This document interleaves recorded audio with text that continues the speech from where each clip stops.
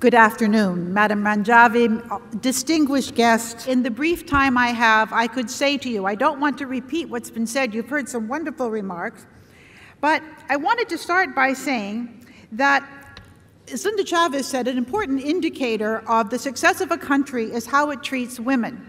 And in fact, many forms of research look at the way a country treats its women for looking at its prosperity, its modernity. And so this is not something which is a side issue. It is a profound issue that goes to the heart of every society's social, political, and economic development. Iran is now governed by a regime of institutionalized misogyny. When I was a little girl, my mother used to like to teach my sister and me interesting words, and it will tell you how long ago it was that she would say, this is a good 25-cent word, or this is a good 50-cent word. Now it would have to be like a good 20-euro word with inflation. But one of those words was misogynist. And I remember thinking, what does that mean, somebody who hates women? It seemed like some kind of esoteric concept. But it is profound to see in the laws that now govern Iran a deep, deep, deep dehumanization of the female side of the population.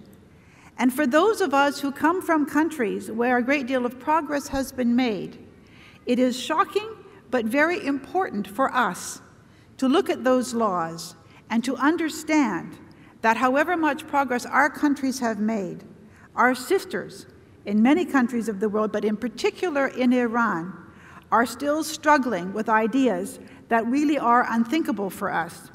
You are so brave, you are so enlightened, and the women of Iran, the men and women who support all of these causes, are so cultured and enlightened that it is an absolute crime against humanity that you would have to live under a regime that makes those kinds of laws. There are consensus in the world. There is consensus in the world. The Universal Declaration of Human Rights that came out after World War II, the Convention for the Elimination of All Forms of Discrimination Against Women, CEDAW. These are growing global consensuses about the importance of equality and liberation for women and minorities. And yet we see in Iran a regime that seems to be going backwards. Only recently, as we heard, a law that allows a man to marry his adopted daughter or his stepdaughter. Islamic fundamentalism, like other fundamentalist religious approaches, tries to justify all of this on the basis of religion. And I want to say that Islamic fundamentalism is not the only fundamentalism in this world, that there are other fundamentalist approaches to religion that try to use the same theocratic and theological arguments to justify the dehumanization and the disempowerment of women. And those of us who come from countries that are not primarily Islamic need to understand that what Iran shows us is where this tendency can go, that we need to be alert to the kinds of things that can be done in the name of religion. And so,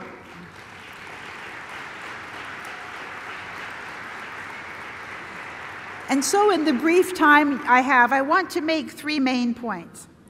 The first is that religious fundamentalism is always based on the oppression of women. When fundamentalist regimes gain power, they roll back the gains, and that's in every religion, not simply in fundamentalist Islam. And that is why the separation of church and state is foundational for women's freedom.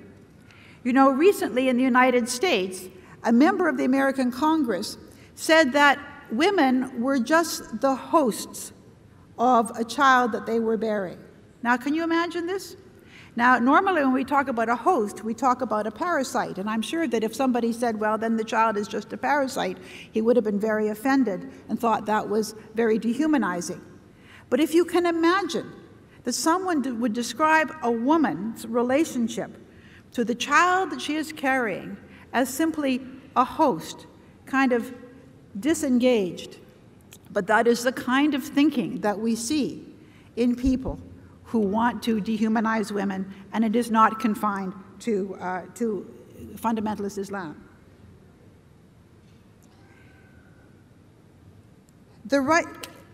The second point I want to make is that you cannot separate women's status from the broader question of human rights. It used to sometimes be the case that people would say, well, let us get democracy organized. Let us make the big decisions and the big reforms, and then we will look at what the girls want, what women want. Well, in fact, we understand now that the two are inextricably connected. You cannot have freedom if women are oppressed, because everywhere women are oppressed, men are also oppressed. They may be the people in power, but large numbers of men will also be subject to arbitrary rule, to denial of rights. There is no separate path for men and women on the road to freedom. We must walk together, and smart men get it, and they are with us.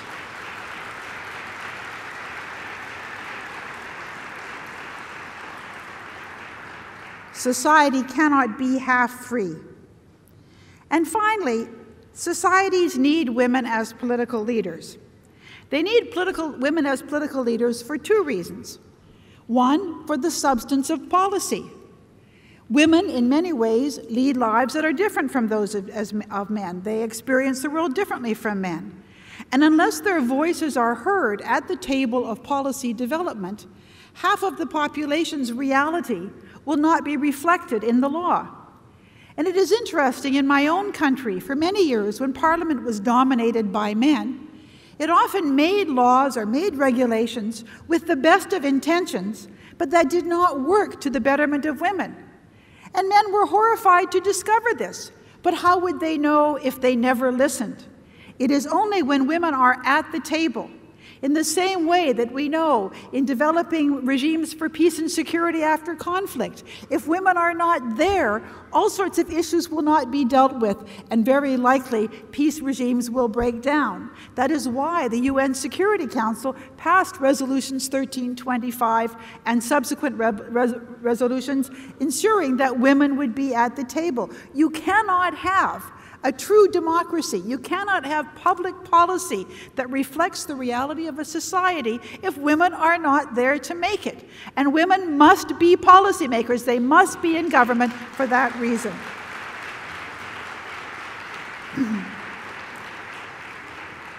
But it is also important for women to be there because they need to help create the culture of power in their society. After I had political retirement thrust upon me by the Canadian electorate, I went off to Harvard, and I taught for several years at the Center for Public Leadership. And a course that I developed was called Gender and Power. And I looked at a growing body of social science research, helping us to understand what goes on when untraditional people, whether it is women or people of color or certain minorities that are not normally represented in the power structure, appear. Well, what happens is that often, even when people intellectually accept that there should be equality, viscerally, in their guts, they're uncomfortable because they're part of a culture in which people who look or sound like that do not exercise power. So women must be there in order to change the landscape from which people learn how the world works. If women are not there, they will always be outsiders. And those of us who are the first, well, we have a tougher time. But the more we are there, the more our presence is natural. It is the way the world works. And therefore, women often don't find the political life attractive, but they must be there. They cannot change it from the outside. They have to be there in the center.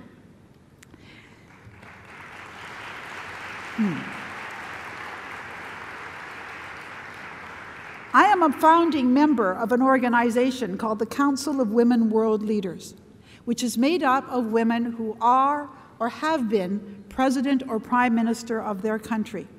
My dear friend Vigdis Finnbogadóttir of Iceland, whose friends are here, was the initial chair. She was the first woman ever to be a democratically elected head of state in the world.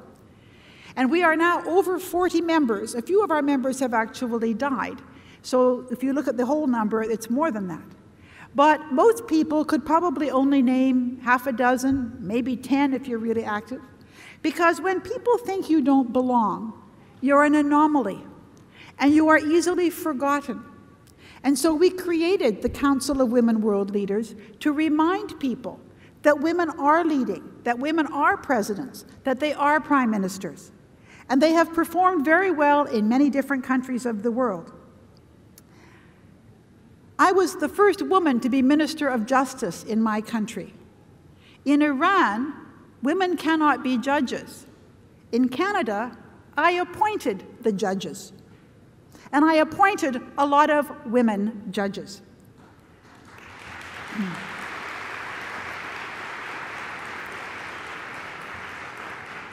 I was the first woman in my country to be Minister of National Defense.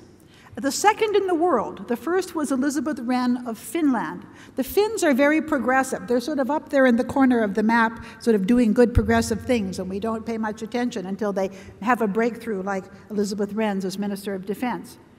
I was the first woman to be Defense Minister of a NATO country. And my first NATO meeting was with the North Atlantic Cooperation Council in 1993, the defense ministers of the former Warsaw Pact countries. And I had a one-on-one meeting with Pavel Grachov, the defense minister of Russia. And he looked at me, and if you can imagine me 20 years ago, I was younger and cuter. And I know he looked at me and was thinking, Боже мой, что такое? Which means, my God, what is that? But you know what? What does a defense minister look like? Looks like me. Looks like Michelle Alliot-Marie. Looks like Michelle Bachelet of Chile, because she was defense minister before she became president of her country. Not what does a woman minister of defense look like? What does a minister of defense look like? What does a minister of justice look like? Looks like Michelle, looks like me, looks like all the other women who've been justice ministers around the world. What does a prime minister look like? Looks like me, it looks like Margaret Thatcher, looks like Edith Cresson, looks like the, enormous numbers of women. And until we are visible, until we are there, we will never change that landscape and assure people that we look like the powerful people in terms of how the world works. Iranian women are leading the opposition. Iranian women are extraordinary. And it is an honor and privilege for me to be here. I wish I had a magic wand. I wish I had a suggestion that you'd say, oh, that's what we'll do. That's what will change things. It doesn't work that way. But we must speak out against the violation of norms accepted by much of the civilized world.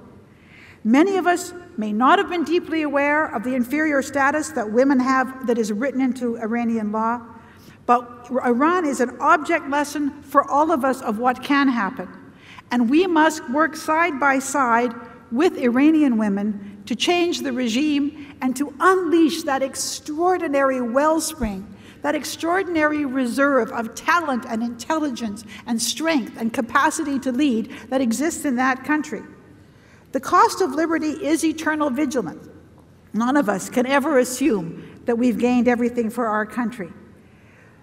But we need to make it possible for women to take their place. I want to just make one comment, because somebody talked about the fact that sometimes women are not seen as leaders, and that's true. I think the advancement of women has actually helped men, and I'll tell you why. Lots of examples, I suppose. In the United States, several years ago, Nancy Pelosi became the first woman to be Speaker of the House of Representatives. That's a very powerful job. And she's a very feminine woman. Joe's looks really great, but she's tough. She's very strong, and being the Speaker of the House is very difficult. When her party lost power, she was succeeded by a man named John Boehner.